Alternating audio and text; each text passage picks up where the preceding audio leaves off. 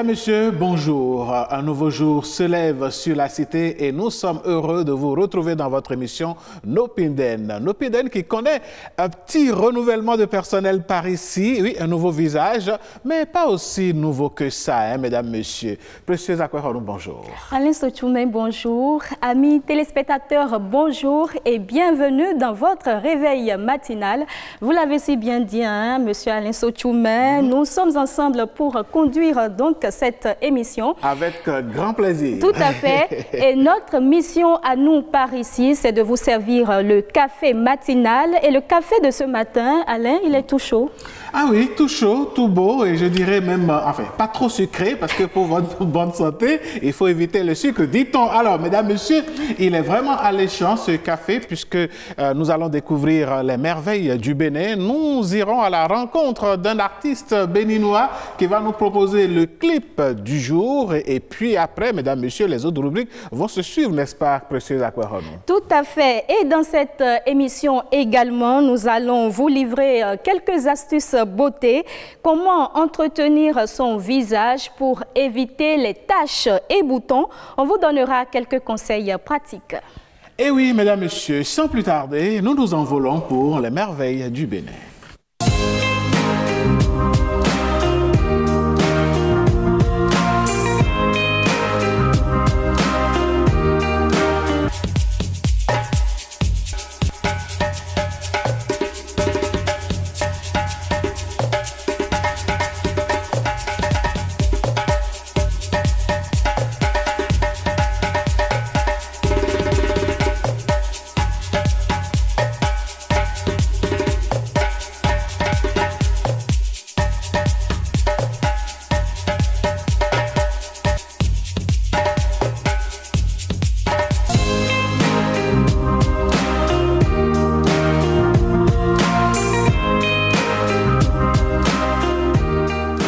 Magnifique paysage, les cours d'eau et surtout les mangroves qui sont des ressources très importantes pour l'environnement et pour les hommes également. Vous avez pu l'apprécier, hein, précieuse Akwehonou? Tout à fait, c'est ce que j'allais dire. Je pense bien que l'homme est d'abord fait pour rester dans la nature. Et ça fait plaisir lorsqu'on découvre la nature comme ça, lorsqu'on voit les beaux paysages dont regorge le Bénin. Et surtout lorsqu'on travaille à sauvegarder un bon environnement. Vous savez que les femmes qui font du sel, par exemple, coupaient les mangroves pour la transformation de l'eau salée pour recueillir le sel, détruisant ainsi l'environnement. Mais depuis un bon moment, il y a une bonne politique qui est mise en place pour associer ces mêmes femmes à remettre en place les mangroves. Et je pense que le gouvernement fait bien d'encourager cette initiative. Mais monsieur Alain Sochoumé, vous savez très bien qu'on a besoin du sel. Ah, mais bien sûr, mais il ne faut pas détruire l'environnement pour du sel. De toutes les façons, il faut pouvoir trouver le bon équilibre. Allez, mesdames, messieurs, cette émission va se poursuivre et tout de suite, précieuse Akwehonou, qu'est-ce que nous allons faire? Mais on va découvrir le clip du jour, le clip qui est intitulé Chérifa. Il porte les empreintes d'un jeune béninois, un jeune qui fait la fierté du Bénin sur le continent, Nicanor.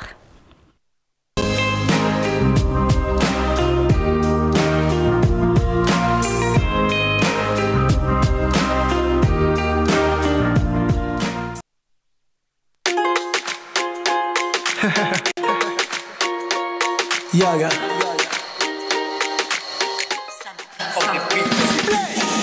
Chérifa tout caché, Chérifa tout caché. We are blessed.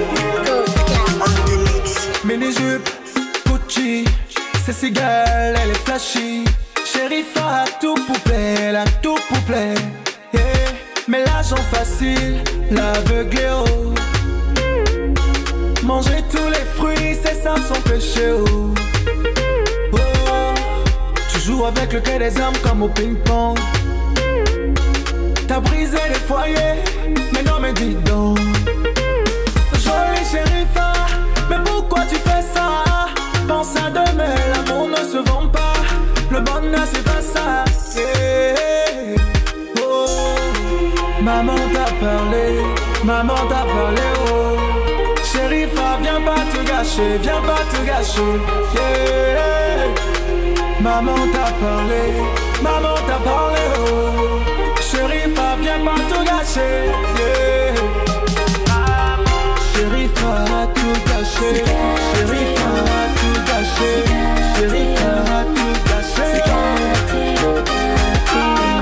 Sherifa a tout gâché, Sherifa a tout gâché, Sherifa a tout gâché. Le bon Dieu t'a tout donné. Tu peux réussir ta vie, construire une famille comme elle en fait aussi.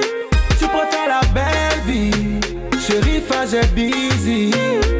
Elle enchaîne les bêtises, les garçons d'autrui, yeah. Ta beauté n'est pas éternelle. Tu fais la belle sur internet. Tu vends ce que t'as de plus cher. Oui, une belle musique que nous allons retrouver vers la fin de cette émission. Pour la petite histoire, sachez tout simplement que Nicanor tire la sonnette d'alarme, surtout au niveau des jeunes gens. Je ne dirais pas des jeunes filles exclusivement, puisque les deux genres sont mis en cause par ici. Il ne faut pas commettre une série de bêtises. Une bêtise, parfois, ça peut arriver, mais lorsque cela devient une habitude, vous sacrifiez votre avenir. Et parlant justement d'avenir, mesdames, messieurs, les examens ont livré le verdict, et dans certaines maisons, eh bien, c'est la joie, dans d'autres, c'est la tristesse. Comment faire, mesdames, messieurs, pour accompagner nos apprenants qui ont connu l'échec cette année? Comment est-ce que nous gérons avec l'échec? C'est ce dont il s'agira justement dans le débat que nous allons aborder juste après cette virgule.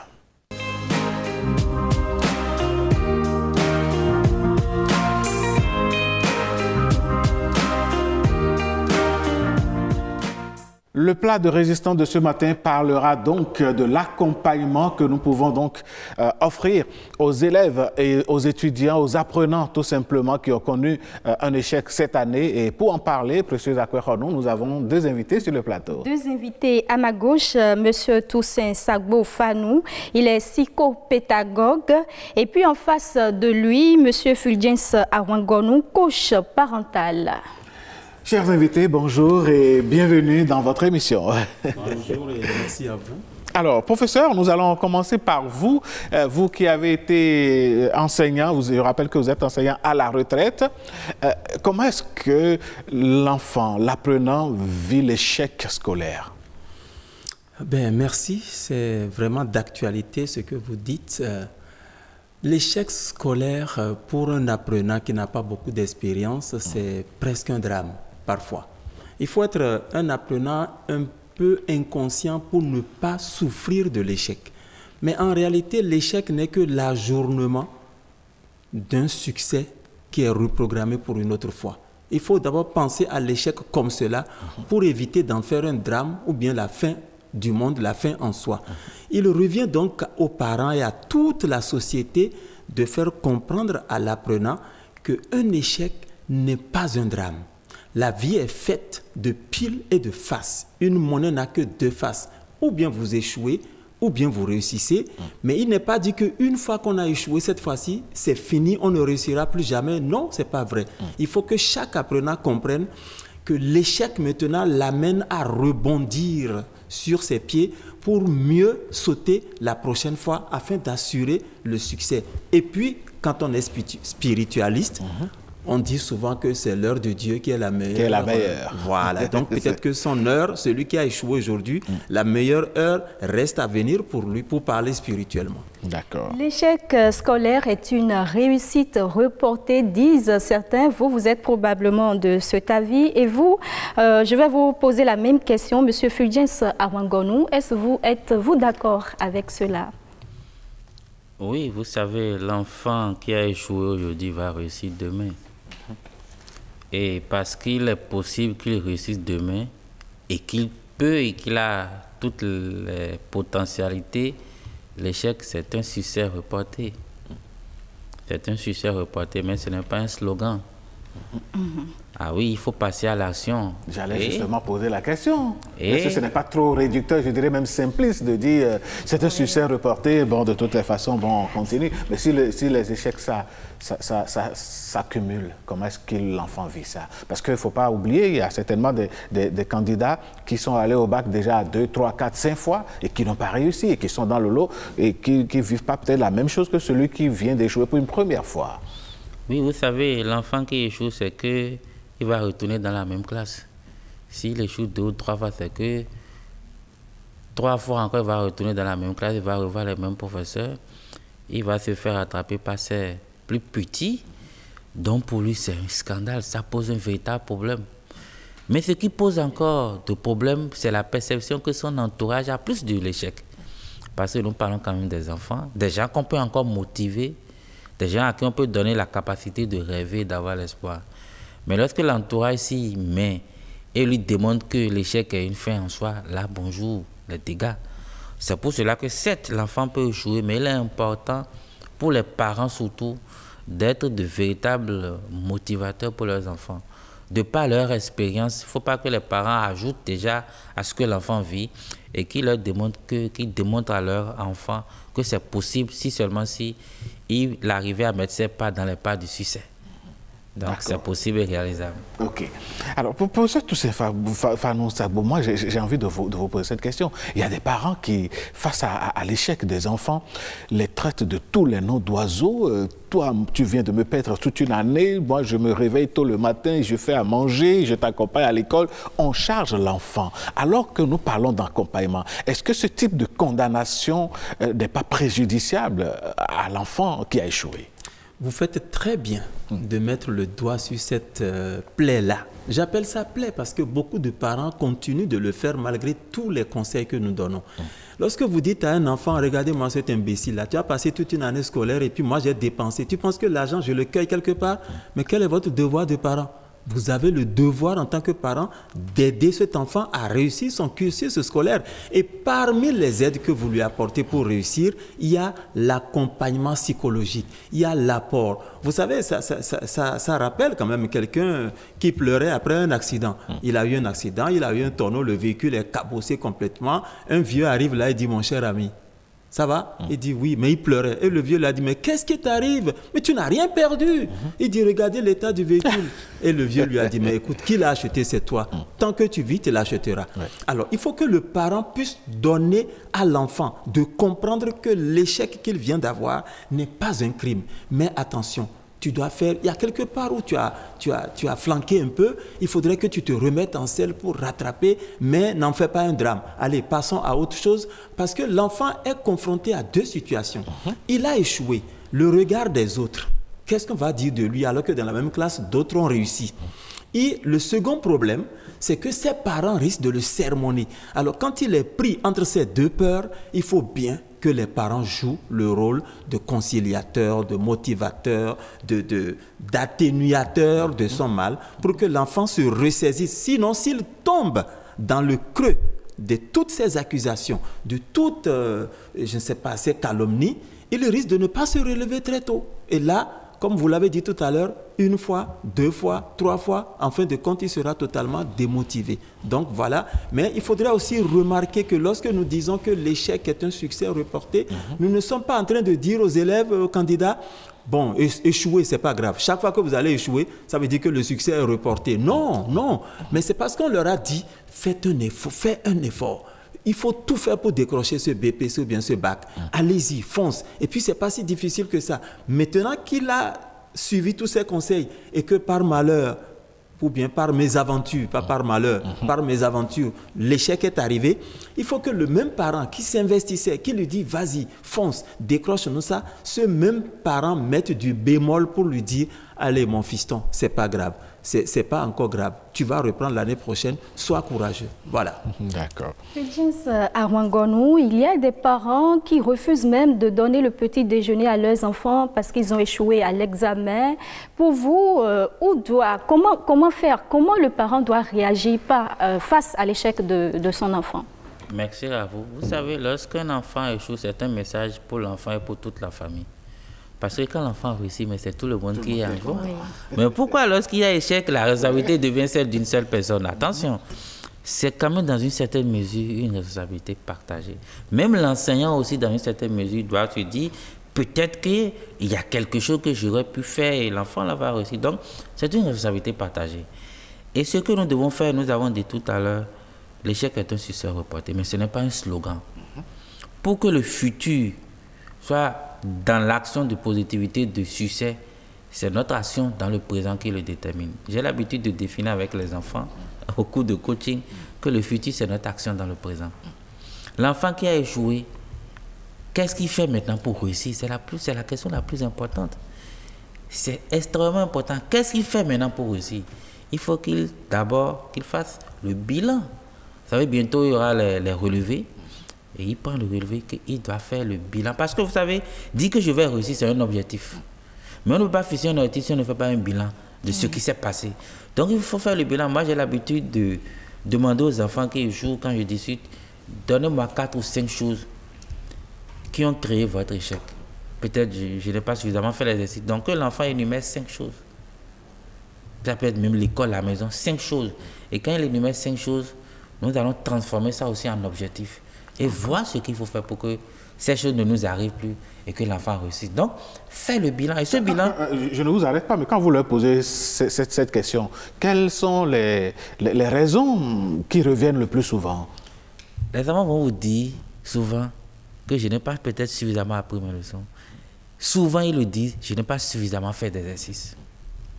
Ces deux réalités reviennent. Bon, vous allez poser peut-être d'autres. Il y en a même qui disent que, bon, le professeur, peut-être qu'il n'a pas été régulier ou bien je n'ai pas. Mais ces deux réalités reviennent. La majorité assume qu'ils auraient pu faire assez d'exercices, qu'ils allaient réussir. Et s'ils apprenaient suffisamment les leçons dans les matières dans lesquelles ils ont eu de mauvaises notes, que ça allait passer. Donc, on est d'accord dans une certaine mesure que le travail personnel, je dis bien, le travail personnel a parfois manqué. Mais pas chez tous. Il y a des enfants qui échouent, c'est carrément d'autres réalités. Vous savez, c'est 3 jours de composition. Et c'est l'état psychologique qui détermine l'action, la réaction et l'efficacité dans l'action. Mais en majorité, ce sont des enfants qui ont manqué d'efforts personnels parfois. Ce sont des enfants où l'environnement familial n'était pas suffisamment propice. Moi, j'ai connu un enfant avec qui j'ai fait actuellement un cours de coaching. Peut-être que moi, si je me suis retrouvé dans cet environnement familial, j'allais peut-être échouer aussi. Parce que, vous savez, quand l'enfant va prendre ses cours à l'école, il viendra les apprendre à la maison. Mais quand l'environnement familial est hostile, parce que c'est du bruit, soit c'est une monoparentalité mal gérée, ou bien papa et maman ne s'entendent jamais. Si même le coach s'y mettait dedans, peut-être qu'il allait échouer brillamment. Donc, il faut quand même... J'adore bien cette formule. Donc, il faut une communication entre les parents et leurs enfants. Entre les enfants, il faut écouter l'enfant. Et quand je dis même faire ce bilan, les parents aussi doivent faire le bilan. L'enfant va dire 5 ou 4 choses ou 3 choses, mais les parents doivent se dire peut-être j'aurais pu faire ci. Donc, tout le monde doit pouvoir se dire mais je me demande qu'est-ce que je dois faire la prochaine fois pour que l'enfant puisse réussir. C'est une responsabilité partagée. D'accord. Alors, professeur Toussaint Sakoufanou, dites-nous, maintenant nous sommes en vacances. Les premières heures, les premiers jours de l'échec sont peut-être passés, mais au fond, le candidat qui a échoué continue de ruminer. Comment est-ce qu'il va mettre les vacances à profit pour continuer de gérer cet échec-là, mais en préparant déjà l'année qui suit? Je voudrais, avant d'aller là, vous dire une petite confidence. Si moi, mon enfant échoue au BPC ou au bac, quand je vais lui poser les questions pour savoir ce qui l'a amené à échouer, les réponses qu'il me donnera ne seront pas les mêmes que les réponses qu'il donnerait à Précieuse. S'il a vraiment confiance en elle, il sait qu'il peut se confier en elle, il va lui dire des choses qu'il n'osera pas me dire moi. Qu'est-ce que vous voulez faire ressortir par là? Oui, je veux dire par là que les raisons pour savoir, comme l'a dit mon frère, il faut que le parent se remette totalement en cause. Et que lui-même cherche, même si l'enfant dit « non, c'est parce que je n'ai pas révisé », qu'il se dise « est-ce que quelque part, moi aussi, je n'ai pas été responsable ?» Le fait de faire trop de pression sur lui, le fait qu'il soit obligé de faire trop de travaux de ménage, tout ça là, on se pose ces questions intérieurement pour voir comment réduire après. Parce qu'il ne me dira pas « papa, chaque fois quand vous me réveillez, moi j'ai mon cœur qui bat ». Il aura peur de la répression peut-être, mais il peut dire ça à une sœur, à une tante, à une cousine. Donc c'est pour dire que les réponses sont variées selon les gens qui posent les questions. Maintenant, par rapport à la question que vous venez de poser, lorsque les conditions psychologiques de préparation sont remplies à la maison, le candidat qui a échoué a réglé un problème de peur, de panique même. Il est mis en confiance à la maison. Vous allez voir qu'il va peut-être se distraire, mais par respect à ce que vous lui avez fait pour le mettre à l'aise, même si c'est du semblant, il va quand même beaucoup s'attarder sur ces petites lectures, ces petites révisions, pour que papa se dise, bon, je suis en train de faire tout pour que l'année prochaine, ça aille mieux. Donc, il y a déjà cette préparation. L'enfant doit forcément, tout en se distrayant, chercher là où il a failli. Suivre les conseils de ceux qui lui disent il faut lire, parce que jusqu'en terminale, la lecture est nulle chez nos enfants. Quand on prend les candidats du Bénin en général, les élèves du Bénin en général, il faut leur donner un conseil numéro 1, c'est lisez, lisez. Le temps que vous passez à tricoter le portable, c'est du temps perdu. Oui, mais professeur, est-ce que c'est à 100% leur faute si les parents eux-mêmes achètent le premier des cadeaux que les parents achètent aujourd'hui, c'est soit une tablette pour passer les vacances, c'est soit un téléphone portable pour passer les vacances. Quand c'est comme ça, est-ce que les enfants sont à incriminer sur toute la ligne s'ils ont un niveau qui baisse en matière de lecture? Il faut que le parent mette des garde-fous. Il faut qu'il lui dise, le jour où je vais te surprendre, ou bien le jour où ta tante ou ton oncle va te surprendre en train de faire un mauvais usage, un usage pornographique, pour ne pas dire tous les contours là, le jour où on va te surprendre en train de faire ça, franchement, je te l'arrache. Encore que, il y a des parents qui n'achètent le portable à leur enfant que lorsque l'enfant a fini le cursus scolaire du secondaire, le bac. Oui. Il y a des parents qui sont formels. Moi, je connais beaucoup de pasteurs qui ont dit ça sur le plateau. Il n'achètera de portable. Si l'enfant veut travailler sur ordinateur pour faire des recherches, parce qu'en réalité, le portable, c'était ça le but. Mais maintenant, on l'a travesti. Mais si tant est que l'enfant veut faire des recherches, papa a dit qu'il a mis à leur disposition un petit ordinateur ou bien même un portable, un iPhone à la maison. Là, d'accord. C'est vrai que ce n'est pas la faute de l'enfant sur toute la ligne. C'est notre société aujourd'hui qui est en train de créer cette déroute sur tous les plans. Et ce n'est pas seulement nos candidats, nos élèves qui sont dans ce schéma. Même les couples sont en débandade à cause de cette affaire de portable. D'accord. Avant de revenir à vous, coach Furigène, vous avez quelque chose à ajouter par rapport aux parents qui mettent le numérique au devant dans le foyer, surtout avec les enfants d'abord? Moi, mes enfants sont jeunes, mais ils ont les deux. Non seulement ils ont une tablette, mais ils ont la connexion. Je dis bien, mes enfants sont très jeunes. Non seulement ils ont une tablette chacun, mais ils ont la connexion. Mais tenez-vous tranquille. Comment vous faites? Si vous avez l'information, vous avez le pouvoir. Mes enfants ne peuvent télécharger aucun jeu sans mon approbation. S'il est permis, je peux amener mon portable, vous allez voir. C'est-à-dire, j'ai eu la chance, j'ai discuté avec un spécialiste qui dit, mais quand je l'ai pris, il dit, mais je ne veux pas qu'il s'amuse, qu'il fasse n'importe quoi avec. Le spécialiste arrive, il dit, coach, c'est possible. Vos enfants ne peuvent rien télécharger si vous n'approuvez pas. Ça veut dire quoi? Que ce soit un jeu, que ce soit aller suivre un film comme ça, moi je vois d'abord avant qu'ils ne voient. Donc il faut aujourd'hui qu'on apporte l'information aux parents parce que nos enfants sont en compétition avec les enfants du monde entier. Et s'ils sont en arrière aujourd'hui, demain ils ne pourront pas résister, ils ne peuvent pas rattraper. Aujourd'hui j'informe les parents, vos enfants ont les tablettes, mais vous avez la télécommande de leur tablette. C'est possible. Moi, je le fais au quotidien. Vous ne pouvez dire, ils ne peuvent rien suivre sans mon autorisation. D'accord. Allez, et sous votre autorisation, justement, coach Furigène à Ouaganou, nous allons suivre, mesdames, messieurs, l'avis de quelques citoyens sur la question. Voici la Vox Pop. On va à l'école pour réussir, mais l'échec reste quand même une éventualité.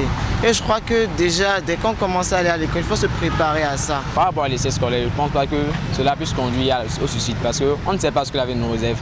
Tout ce qui se passe, pour moi, c'est un programme de Dieu. Si cette fois-ci n'a pas marché, c'est parce que Dieu a un plan pour nous, donc on ne sait jamais, donc on ne peut pas se suicider pour ça. Il faut que les parents encouragent ces enfants-là. Échouer à un examen, ce n'est pas la fin du monde. L'échec, c'est juste une réussite reportée. Dieu sait le moment qu'il faut pour chacun pour accomplir sa destinée au fait. Je demanderais plutôt aux parents d'entourer ses enfants parce que d'abord il y a cette peur des parents. Ils ont peur de ce que diront les parents vu les investissements fournis tout au long de l'année. Donc je demanderai aux parents tout simplement la patience de les entourer et de les encourager pour l'année prochaine. Et la réussite des enfants, ça se prépare depuis le bas âge. C'est depuis la maternelle qu'il faut préparer les enfants jusqu'en terminale. Pas aujourd'hui, il faut déplorer l'échec des enfants. Un enfant qui a quand même fait le meilleur de lui-même, mais qui n'a pas pu avoir le résultat qu'on attendait, n'est pas forcément un fainéant, n'est pas forcément un raté. Au lieu de donner des frustrations aux enfants, de leur dire qu'ils ne savent rien faire, qu'ils sont des fainéants, il faut au contraire les motiver et leur mettre des moyens à disposition. Même s'ils ont échoué à leurs examens, je les invite à continuer et à apprendre les leçons régulièrement afin de pouvoir réussir la prochaine fois. Et oui, voilà donc l'avis de quelques citoyens. Écoute, Wangano, j'ai bien envie d'avoir votre impression sur ce que vous venez de suivre. Non, la majorité de ceux qui ont parlé ont montré que l'échec n'est pas une fin en soi. C'est la décision que nous prenons le lendemain, mais il y a quelques heures après l'échec, c'est ça qui détermine la suite. Donc, qu'ils se mettent en action, je pense qu'ils vont finir par réussir. Parfois, c'est un problème d'orientation, on oublie aussi. Ah oui? Il y a parfois de mauvaises orientations. Vous n'avez pas le potentiel pour certaines choses. Quand vous allez vous y mettre, souvent l'échec nous rappelle que parfois, on a pris, le chemin que nous avons pris n'est pas le meilleur. On oublie aussi cet aspect. Parfois, il faut changer, il faut rebrousser chemin et retrouver une voie qui vous conduit directement vers le meilleur, vers ce qu'il y a de meilleur en vous et vous allez réussir brillamment. Donc, vous pensez que l'enfant doit pouvoir connaître ses forces et ses faiblesses pour pouvoir mieux s'orienter? Oui, très bien. Les parents aussi. Vous savez, nous ne connaissons pas suffisamment nos enfants. Quand vous arrivez à connaître, à voir comment l'enfant s'amuse dès le bas âge, parfois vous avez une idée de ce qu'il pourrait dans une certaine mesure faire. Mais parfois on veut que, moi je n'ai pas pu être médecin, il va faire médecine, il va... Après il devient, je sais pas, le dernier médecin du village, je sais pas. Et puis c'est la fin. Il arrive. S'il arrive, oui. S'il arrive, oui. Alors professeur, votre avis sur la Vox Pop d'abord? Je suis heureux parce que cet échantillonnage permet de comprendre que la société est de plus en plus éveillé. Parce qu'on aurait pu dire, il y a quelques années, on aurait pu dire, oh, comment les enfants peuvent échouer avec tout ce qu'on investit là? Mais là, le langage a changé. On dit que ce n'est pas une fin en soi. Et il faut que les parents mettent les moyens à disposition et que l'échec ne doit pas conduire au suicide. Alors, quand on suit ça, on se dit, ah, on change d'idée. Donc, moi, je suis très content de ces gens de Vox Populis qui rejoignent justement ce que nous avons, ce que les spécialistes, les coachs, les psychologues ont l'habitude de prôner. Donc, c'est bon. Alors, professeur Touzin Sagbofanou, moi, je voudrais vous demander, pendant les vacances, est-ce une forme d'accompagnement que d'envoyer les enfants dans des activités parascolaires, des activités qui n'ont rien à voir avec le cursus scolaire qu'ils ont traversé? Est-ce que ça pourrait leur permettre d'oublier un tout petit peu cet échec-là et de cultiver d'autres talents? Je vais peut-être vous surprendre. Moi, je suis très heureux de voir un élève de 3e ou même de second cycle, première, même un élève qui passe en terminale. Je suis très heureux de le voir chez un oncle qui fait de la menuiserie, où il se donne à ce petit apprentissage. Évidemment, cela ne l'empêche pas de rentrer chez lui et de chercher à fouiller dans ses affaires pour réviser un peu, mais c'est toujours bon. C'est le système. Excusez-moi de le dire comme ça rejoint un peu le système américain, où on ne vous demande pas le nombre de diplômes que vous avez, mais ce que vous savez faire. Il y a des gens qui ont le BPC, ou bien des femmes qui ont le doctorat, mais qui exercent au marché d'Antokwa. Il y a des gens qui ont le BPC ou le bac, mais qui font d'autres activités et ils se disent, franchement, je remercie le ciel pour n'avoir pas mis pied dans la fonction publique. Donc, je crois, des enfants qui, pendant les vacances, exercent ces genres d'apprentissage, sont à la pêche, par exemple. C'est des choses qui permettent au cerveau de se détendre, de se fortifier et de s'ouvrir à d'autres mondes. Parce qu'il n'est pas exclu, justement, que cette activité ou ces activités lui permettent de voir mieux en classe lorsqu'on parlera de devoirs, d'interrogations ou bien d'explications de textes qui auraient des liens ou bien qui seraient un peu apparentés à tout ce que lui a vécu pendant ces temps de loisirs en vacances. Fulgence Arwangono, est-ce que vous êtes d'accord avec Toussaint Sagbo Fanou? Parce que c'est d'abord difficile d'apprendre l'échec et maintenant permettre aux enfants d'aller faire d'autres activités ludiques et tout ça. Est-ce que c'est possible? Comment faire pour... Aller faire autre activité, c'est aller penser à autre chose. Mais ne rien faire à la maison, c'est rester tout le temps sur l'échec et de ruminer l'échec. Donc aller faire une autre activité, ça permet aux enfants d'aller dans un autre environnement, de s'imprégner d'une autre réalité et de sortir progressivement de la tête que l'échec a une fin en soi. Mieux, ça leur permettra aussi d'apprendre d'autres choses dont ils ont besoin pour la vie. Parce que la vie, ce n'est pas que... La vie, c'est un processus d'apprentissage. Et tout ce que nous faisons, ça finit par nous être utile.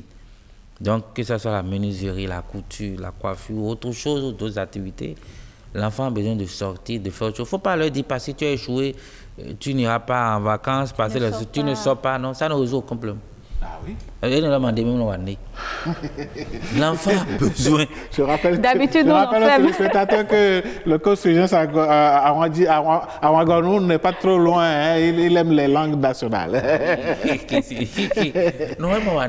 Donc, l'enfant a besoin d'apprendre autre chose, de sortir aussi. Parce que s'il est là, il sera stressé, il remue les mêmes choses, il n'a pas une solution. Mais qu'il profite de ce temps d'aller dans d'autres environnements, d'apprendre autre chose. Et vous allez voir, tout ça va contribuer à renforcer à lui l'idée que je suis capable de. C'est très important d'avoir en soi la capacité de comprendre je suis capable de. L'enfant va en menuiserie, il fait autre chose, il va en coiffure, il réalise. On dit waouh, mais tu fais bien. Donc il se dit, donc moi-même je suis capable de. Si je suis capable de faire ça là-bas, c'est que je suis capable aussi de réussir ici. Donc l'histoire de lui dire tu es puni, tu ne vas rien faire, non, c'est un faux problème. Ça ne fait que... Les autres iront en vacances, toi tu n'iras nulle part. Les autres ont le droit de jouer. Ça se passe habituellement. C'est comme ça et tu n'as pas le choix. Tu es dedans. Et dès qu'il sort, on le renvoie à l'intérieur. À l'intérieur, non, non. Nous devons permettre aux enfants d'aller apprendre d'autres choses, de renforcer l'idée qu'ils sont capables de réaliser des exploits, donc ils peuvent réussir aussi à l'école. Alors, mais pour professeur Toussaint Sagbo Fanou, il y a un autre phénomène que nous observons souvent dans le milieu, c'est que les camarades de ces enfants qui ont échoué ont tendance parfois à les écarter des jeux pendant les vacances, ne serait-ce que les premiers instants, enfin les premiers instants, pardon, qui disent mais nous on a réussi, c'est nous on est passé en classe supérieure, nous on vient d'avoir notre diplôme, toi tu as échoué, toi il faut rester là-bas, il ne faut pas venir jouer avec nous. Est-ce que l'influence, cette sorte d'étiquetage des pères ne peut pas agir également sur l'enfant? Non, je crois que c'est un manque de solidarité et puis une obstruction d'idées. Le mot m'échappe, le mot qui convient bien à ce genre de personnes m'échappe. C'est pas, ils sont imbus de leur succès. Qui leur dit que celui qui a échoué aujourd'hui ne sera pas leur président demain? Ah oui. Personne ne sait l'avenir. Hein? Et il faut un peu de solidarité et d'altruisme, voilà, pour dire à l'autre, allez, viens, on joue. Écoute, laisse tomber cette affaire d'échec, mais tu vas réussir brillamment bientôt. S'il y a une solidarité et un peu d'altruisme entre les pères, comme vous le dites, leurs camarades, je crois que celui qui a échoué comme celui qui a réussi peuvent toujours s'arranger pour jouer ensemble, partager ensemble, manger ensemble. Et ça permet justement à l'autre d'oublier un peu tout ce qui s'est passé pour se remettre en selle et puis faire de meilleurs chevauchés. Donc je crois, vous avez raison de dire, c'est un complexe qu'on observe chez des gens qui pensent qu'une fois qu'ils ont franchi ce cap-là, tous ceux qui n'ont pas pu le faire ne le feront jamais. Mais il n'est pas... On a vu des gens qui se sont fait dépasser pendant une course de haies ou bien une course de fond. Et à un moment donné, ils sont à la tête et ils jettent parfois des coups d'œil derrière pour voir si quelqu'un arrive. Et puis on les coiffe comme ça vers la ligne d'arrivée et sur la ligne d'arrivée. Et eux autres qui se croyaient déjà totalement gagnants, vainqueurs, se retrouvent peut-être en deuxième ou troisième position. Donc il faut se donner la main. Et ça, ce message est très important pour les camarades qui ont ce genre d'idées. Ce n'est pas bon pour la société. Fulgence Arwangono, je rappelle que vous êtes coach parental et ma question s'adresse à vous. À quel moment il faut faire intervenir le coach parental dans la famille? Parce que vous savez comment ça se passe généralement dans les familles, dans certaines familles même, quand on entend les pas de papa, on se cache tout de suite, la communication n'y est pas. Est-ce qu'on peut faire intervenir quand même le coach parental face à l'échec scolaire? Oui, non seulement je suis coach parental, mais je suis coach scolaire. Bon, je mets le tout sur le vocable de management de la famille. Et lorsque l'enfant échoue ou réussit, puisque j'ai même eu des appels des enfants quand même qui ont pu réussir au bac, mais qui avaient des problèmes d'orientation. Lorsque l'enfant échoue, le professeur Fanou l'a dit tout à l'heure, parfois, les sons de cloche d'une autre personne, l'enfant est parfois plus réceptif. Il parle, il s'exprime, donc il a une ouverture d'esprit que peut-être les parents. Donc, le coach peut intervenir à tout moment, déjà lorsque les résultats sont là, pour ceux qui sont allés à l'examen, pour les autres, déjà depuis que les résultats, les bulletins sont disponibles, le coach peut déjà commencer par accompagner. Nous faisons des cours de coaching sur la méthodologie du succès à l'école. Donc, on peut accompagner déjà l'enfant en termes de méthode pour avoir de meilleurs résultats. Et c'est possible, c'est réalisable. D'accord. Alors, nous tendons vers la fin de ce débat. Alors, professeur Toussaint Sabo-Fanou, si vous devriez donner des conseils, en plus de ceux que nous avons eus, qu'est-ce que vous avez envie de dire aux téléspectateurs? D'abord aux téléspectateurs, en supposant que parmi eux, il y a les parents, d'abord, je dirais, laisser le fleuve de la vie couler normalement. Parce que la vie, l'échec n'est pas une fin en soi. Changez de fusil d'épaule pour mieux motiver votre enfant. Je dirais aussi aux élèves ou bien aux candidats qui éventuellement ont échoué, je leur dirais que c'est un défi qu'il faut relever maintenant pour montrer à tout le monde qu'ils auraient pu réussir, mais qu'ils n'étaient pas programmés pour réussir maintenant, mais pour la prochaine fois. Et donc de ne pas se laisser aller au désespoir, jusqu'aux extrémités qu'on a connues par rapport à des gens qui pensent que la mort, c'est un gâteau qu'on peut prendre le matin et puis revenir prendre un Coca-Cola le soir. Non, la mort, c'est la mort. Aucun l'individu n'a le droit de se donner la mort parce qu'il aurait échoué, parce qu'il aurait perdu ci ou ça. Donc je voudrais dire à la société, les émissions de ce genre, s'il y a la possibilité de les suivre intensément, parce que ça n'arrive pas tous les jours.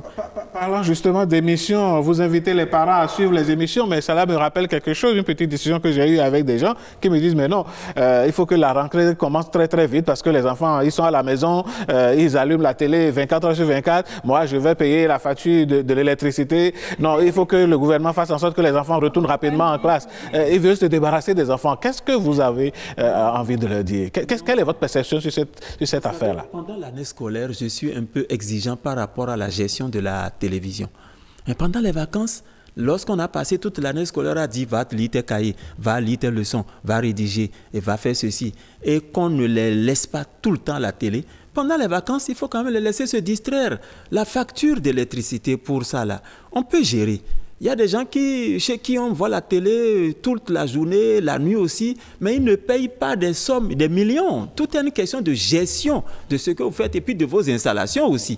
Donc personnellement, j'exhorte même mes enfants à suivre les documentaires, à suivre ce qui peut leur permettre de se détendre. Donc interdire la télé pendant l'année scolaire, l'interdire pendant l'année scolaire, on l'interdit pour que l'enfant puisse s'accrocher à ses cahiers et livres, d'accord. Pendant les vacances, on l'interdit parce que la facture va être relevée. Mais parents, c'est votre devoir, c'est votre rôle. Donc, demandez à l'Éternel de vous aider à trouver les moyens de faire ça pour que l'enfant puisse au moins se réjouir. Et puis, la télé n'est pas que télé. La télé, c'est un autre enseignant à la maison. Ça dépend évidemment des programmes. Si vous suivez tout le temps, danse, dobraba, là, c'est autre chose. Mais il y a des documentaires qui sont extraordinaires. Il y a des programmes éducatifs. Il y a des programmes très éducatifs. Et ce que nous disons ici maintenant, si un parent s'assoit et qu'il capte l'ORTB, il voit cela, il doit courir vers ses enfants. Venez, vous qui vous amusez là-bas, venez suivre ça.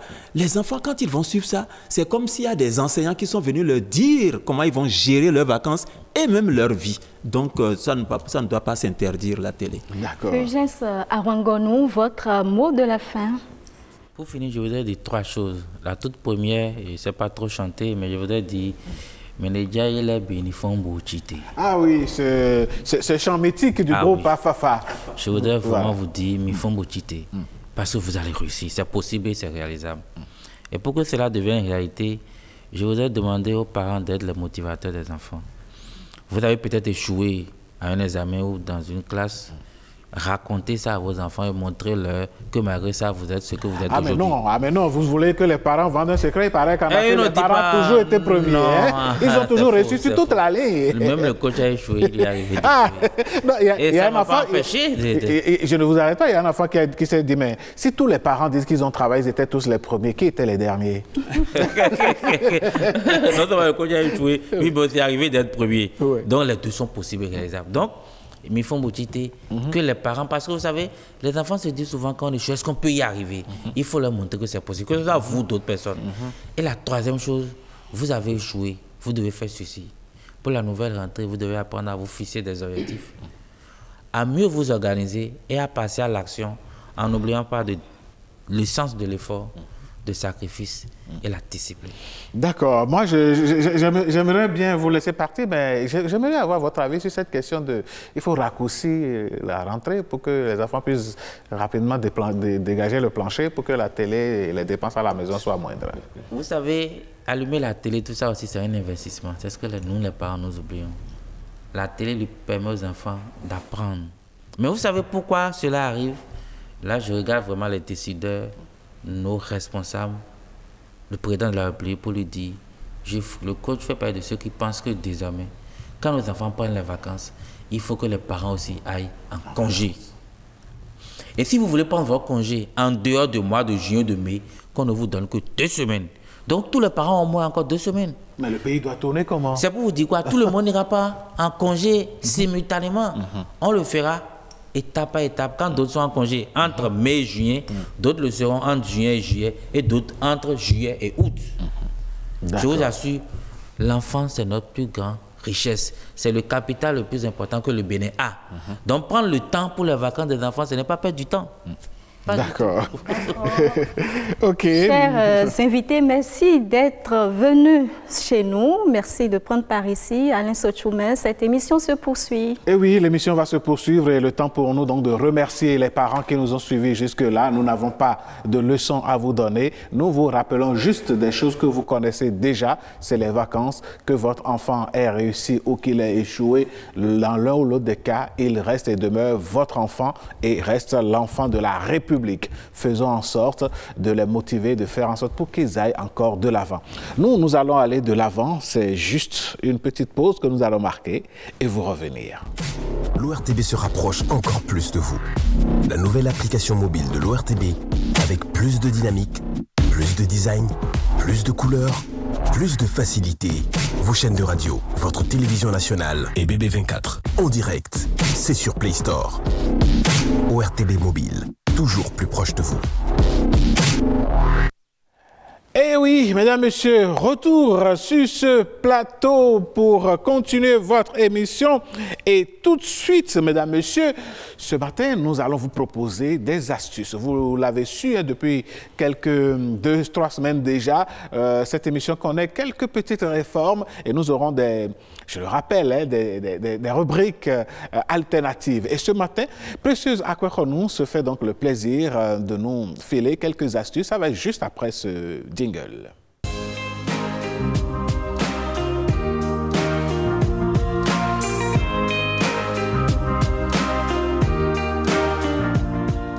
Astuce de ce matin, est-ce que vous avez des boutons? Est-ce que vous avez des taches? Est-ce qu'il y a de petites choses comme ça qui vous dérangent? Surtout, mesdames. Madame Akwekonou, vous avez décidé de nous entretenir sur la question. Tout à fait, Alain Sochoumé. J'aimerais vous demander, est-ce que vous connaissez les causes de ces boutons au visage? Ben non. Vous avez une petite idée tout de même? Non, tout ce que j'en sais, c'est que parfois on dit qu'il y a des allergies, par exemple quand on consomme trop d'arachides, ou bien quand on mange trop gras, trop huileux, ben, on pourrait avoir des boutons au visage, mais après, le reste, je ne sais pas. C'est déjà quelques informations que vous partagez avec nous et j'aimerais dire aux téléspectateurs que quel que soit l'âge, les causes sont les mêmes. Les boutons se forment principalement à la suite d'une augmentation de la production de sébum. Le sébum qui est une substance huileuse que la peau produit naturellement afin de se protéger du froid ou du soleil. Maintenant, comment éviter les boutons? Eh bien, j'ai envie de vous dire d'adopter une bonne hygiène. Et parlons d'une bonne hygiène, Alain Sochoumen, il faut très souvent changer vos draps. Il faut dormir dans des lieux propres, vous voyez. Ça, c'est important parce qu'il y a des maisons où les draps font 2 semaines. Ça, c'est encore pas un problème. Parfois, pour certains, ça fait peut-être des mois avant qu'on ne change le drap. Effectivement. Il faut avoir des oreillers propres. Et à part cela, il faut se nettoyer le visage matin et soir. Et vous savez ce qui est conseillé? Il est préférable de ne pas utiliser la même serviette que vous utilisez le corps pour votre visage. Et si le possible, visage va avoir une serviette oui, différente de celle qu'on utilise pour le corps. Oui, tout à fait. C'est ce qui est conseillé, c'est ce qui est recommandé. Au niveau de l'éponge, c'est pareil. Il est conseillé de ne pas utiliser ce que vous utilisez pour le corps, également pour le visage. Il faut les séparer. Je vois parfois en supermarché, il y a des gants. Des gants. Pour le visage. Tout à fait. Et lorsqu'il s'agit des gants, il faut prendre le soin de les sécher après. N'utilisez pas les gants, les déposer après, revenir pour les utiliser. Il faut les sécher au soleil. Comme ça, vous êtes sûr qu'il n'y a pas de microbes. À la douche, pour dire la chaleur va s'en charger. Il faut les mettre au soleil. Effectivement. Et pour avoir un bon teint du visage également, il faut éviter de s'exposer au soleil. Vous nous demandez de ne pas nous exposer au soleil en Afrique? Oui. Je rappelle qu'il fait très chaud actuellement. Vous pouvez avoir un foulard sur la tête lorsque vous passez sous le soleil, c'est toujours mieux pour vous et pour votre bien. Donc, il faut nettoyer sa peau, je l'ai dit déjà, matin et soir. Et lorsque vous utilisez de l'eau démaquillante, il faut prendre le soin de vous laver le visage après l'utilisation de cette eau-là. Oui, c'est préférable. Maintenant, lisez bien les notices pour savoir quelle attitude adopter après l'usage de votre eau démaquillante. Ça concerne les femmes surtout. Si vous ne voulez pas avoir de problème, il faut trouver des solutions bio. Voilà, je pense qu'un peu d'eau tiède, se laver la figure avec, ça pourrait quand même faire l'affaire. On peut également effectuer un gommage doux du visage 1 à 2 fois par semaine afin d'éliminer les peaux mortes et l'excès de sébum. Et puis, une belle astuce que j'aimerais partager avec vous. Si vous avez souvent le visage fatigué, gonflé, vous pouvez utiliser du concombre. Vous découpez le concombre et puis, oui, en tranches, comme vous le voyez à l'écran. Et puis, vous déposez cette tranche de concombre,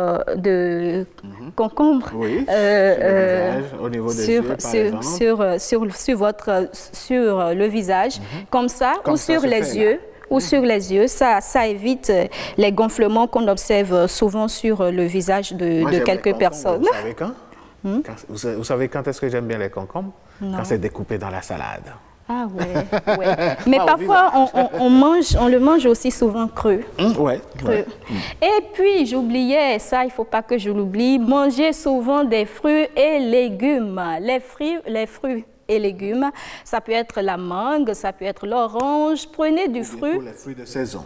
Tous les fruits de saison, prenez-en tant que vous pouvez, le matin avant le repas, je crois 30 minutes avant votre repas, avant votre déjeuner. Et cela va vous aider à avoir une belle peau comme celle de... Oui, de qui? Dites-moi. Suivez mon regard. Ah, les téléspectateurs n'ont pas suivi votre regard. Allez, prenez d'accord nous.